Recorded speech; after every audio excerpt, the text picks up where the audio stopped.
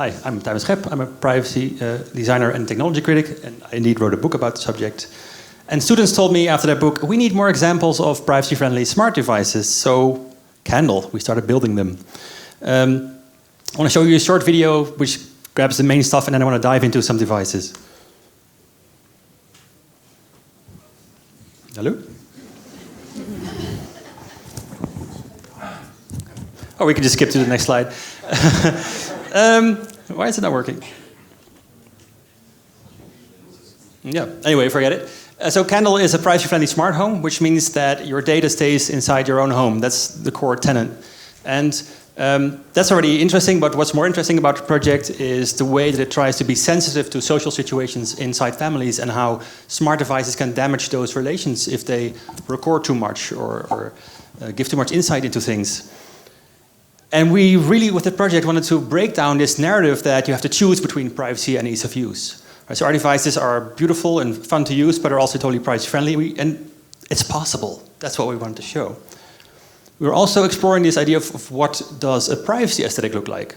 In the future, if you go to the media marts, you want to buy smart devices, how can you distinguish ethical versions from Google's versions? So that meant we want to avoid this idea of these glowing orbs from the future, these white perfect things that are supposed to make you feel like you're buying into the perfect future that you're going to have with the device. Our devices look like this. This is a dust sensor made by Dueler Dini Basins. And what's interesting about it is not just that it's very tactile, but she added skirts. So the idea is you can take the skirt on top and then move it in front of the screen. For example, if you haven't vacuumed your home in a couple of days and suddenly your grandma comes over, you want to hide the data.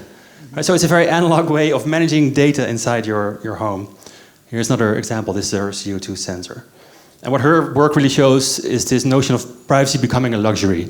Right? That's why a jewelry designer makes sense.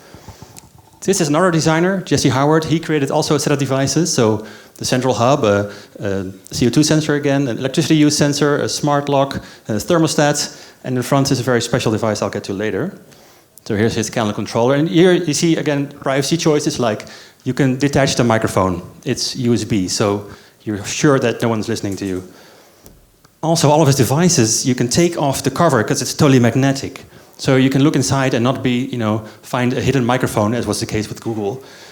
Another interesting thing is that his devices all have these little toggles. So you can decide whether or not it's allowed to send data to the central hub. So you can make sure you're not being watched at some point. So I don't want it to record anything. Even more interesting is that this has a secret button under the cover, which allows it to generate fake data. Why would you want it to generate fake data if the data doesn't go to the cloud anyway? Well, again, this is about allowing you to present yourself better to your housemates. So take, for example, a child that's partying or late at night, 18 years old or 17 years old, whatever, 16, partying, bring someone home. Well, right now with a CO2 sensor, you as a parent, the next day at breakfast, you could look at the data and go, hey, you were in the home alone last night. The CO2 levels were elevated. What's going on? So if the child would disable the data collection, you could still get the question of why did you disable it? But by allowing it to send fake data, the child can pretend that they're alone, or even though they're not. And you might laugh at this, but for us this is dead serious. We think this is what smart homes need in order to work better and become more acceptable, to have allowances for not recording and for avoiding these judgments. Anemone, another device which is very emblematic. It's at one end of the device, your internet cable goes in. On the other end, it goes to your router. And with the turn of the knob, you can disable the internet for your entire home. For our system, that doesn't matter because our system doesn't need the cloud at all. So we can offer this device. So this is a bit of a fuck you to Google. Like we don't, screw the cloud. And with Jesse, you see very much this aesthetic of going back to the future, to the past, to the time before the internet, to see that. So I think the project shows as two layers. So the first layer is about keeping your data in your own home. It's obvious that we should go do that. But the second one is very much about being sensitive to these social issues more. I think we really have a lot of work to do there and challenge our own conceptions that we should always record everything. I want to show you something new that I want to show you for the first time. This is our first version of the Privacy Manager. It's the tool that allows you to manipulate your data. So you can say, it was really warmer or colder, or the door was opened later or earlier than it actually was. And we imagine in the future you can have like Instagram filters, like You press a button and suddenly it looks like you always went to bed at 11, no activity after 11. Again, you might laugh, but I think that's something that in the future could be something. So that, in a nutshell, is Candle.